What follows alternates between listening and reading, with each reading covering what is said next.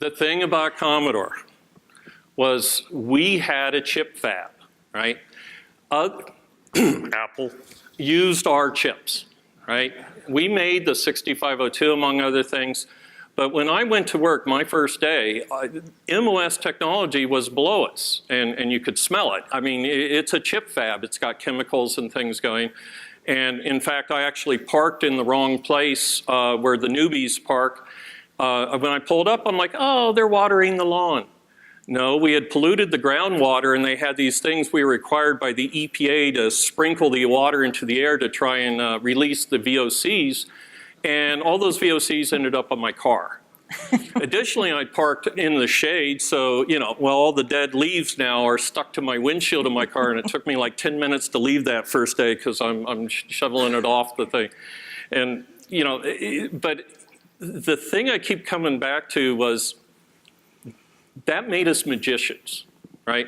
The guys that designed chips, there were no gate arrays. There were no FPGAs.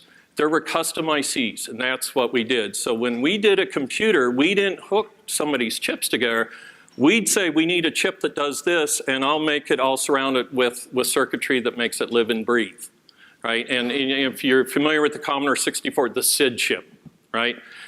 Nobody had done a single chip synthesizer type thing that I'm aware of.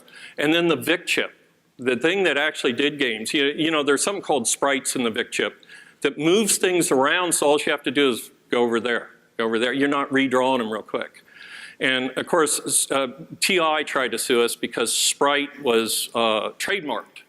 And of course, they probably had not read, what's the Shakespeare, The Tempest, right? Sprite comes from Shakespeare. So we had to call them movable object blocks.